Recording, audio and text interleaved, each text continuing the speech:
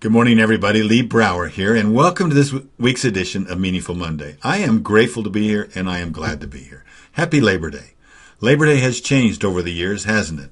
In fact, today, you're going to see probably people working overtime instead of having a day off. Instead of honoring America's workers for it and giving them a day off, we're actually probably going to see them working longer hours to satisfy America's buying needs.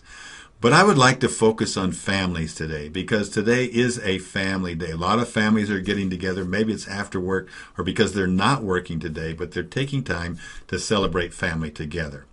There is a post, a blog, written by Eric Barker that's called Barking Up the Wrong Tree. And I follow that occasionally. And I find his ability to consolidate great things that strengthen the family or happiness has served me well. One of the things I'm going to kind of consolidate several points that he has made on how, based upon actual studies, he's done a good job of consolidating and putting together information together. So if you would like to have 6 secret keys right now, if you take these keys that will actually make your family happier, listen carefully. I'm not going to go into them real deep, but I think you'll catch the spirit and the understanding of it. One is have dinner together. Now, that's a tradition. That's called tradition building. You've heard us at Empowered Wealth talk about the power of traditions and rituals. Well, the easiest one is to have dinner together. And University of Michigan has actually led a study of thousands of families to see what happens with children in those families that eat together. First of all, they do less drugs. They don't do drugs. They don't get pregnant. They don't commit suicide. They have less eating disorders.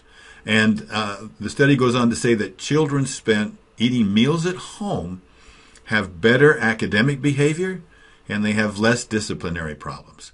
So one of the things that you can start with, all right, now I'm not going to say you're not going to have those problems, but there's less of them.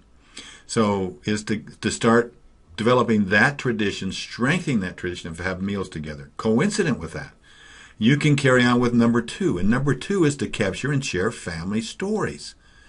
Family history is extremely important to developing the character and the self-esteem of each member of the family.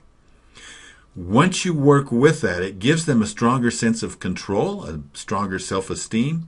And when you tell stories that include not only the good things, but maybe some of the sketchy things, some of the obstacles that you face, and maybe some of the failures, maybe Uncle so-and-so went to jail. We'll talk about that. But no matter what happens in this family,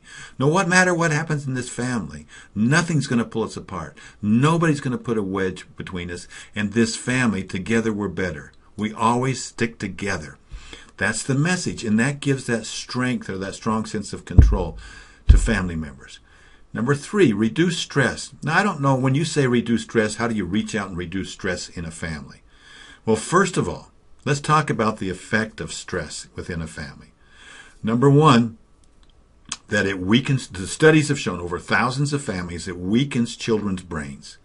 It depletes their immune system, gives them a higher risk for obesity, mental illness, diabetes, allergies, and even tooth decay. A study was done with thousands of children where they asked them, if you could wave a magic wand, if you could make a wish for your parents, any wish you wanted, what would it be? Now, a lot of people thought that they would say, and perhaps you think that they might say, I would like my parents to spend more time with me. What they said was, number 1, I would wish that my parents would have less stress and that they were less tired. How many times do we complain or show stress to our children? How many times do we show that we're tired?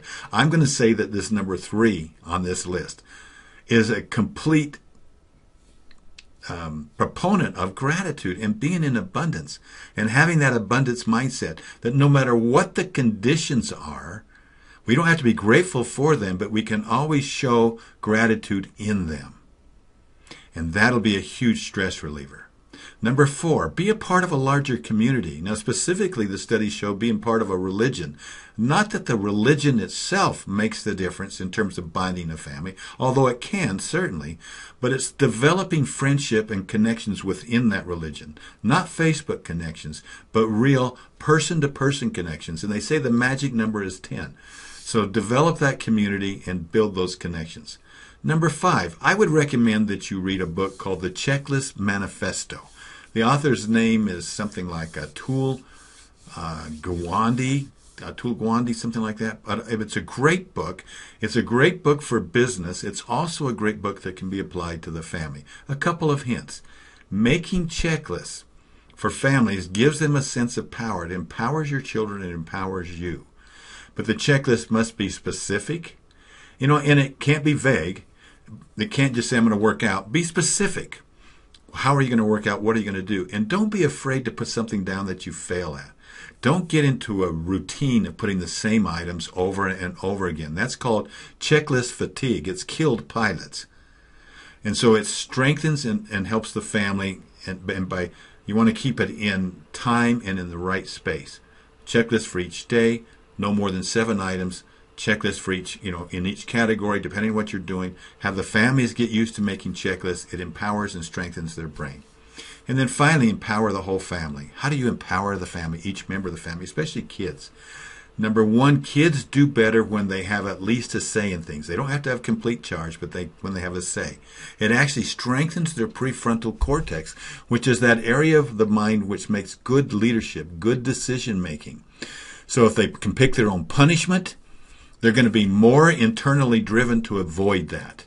When you put it, then they're not going to be. Let your kids take a greater role in raising themselves. So quickly, what were the 6 things? Have dinner as often as you can. Around those dinners, start building family histories and sharing family histories and stories.